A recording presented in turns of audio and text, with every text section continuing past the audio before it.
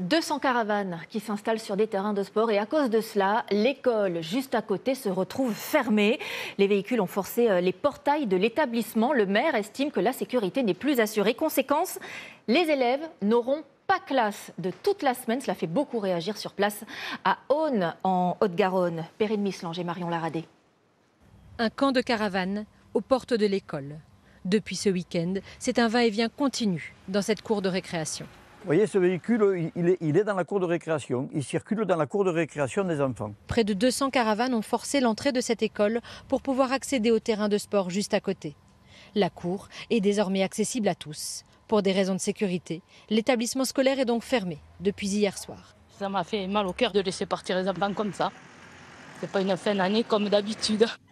Cette communauté évangélique sillonne le sud du pays pour parler de leurs croyances. C'est de prêcher la parole de Dieu, de prêcher l'évangile. C'est un programme qui est établi de ville en ville à l'avance. Ils affirment n'avoir rencontré aucune difficulté dans les villes traversées.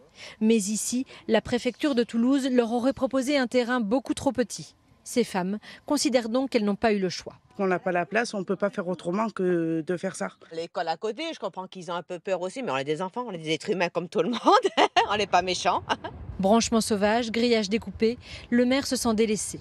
Il y a 4 ans, dans cette même commune, des gens du voyage s'étaient déjà installés illégalement.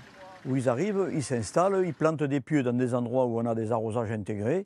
La dernière fois, ça nous a coûté quand même 20 000 € de réparation. Dans le centre du village, les habitants dénoncent cette installation illégale. C'est pas normal, ils devraient être mis dans un terrain qui leur est alloué.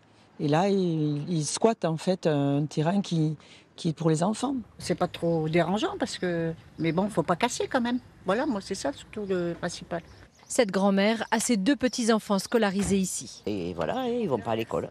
Je comprends que pour les parents qui travaillent, ce soit ennuyeux. La communauté évangélique affirme partir ce dimanche. Les 228 élèves pourront donc retourner en cours pour une dernière semaine d'école.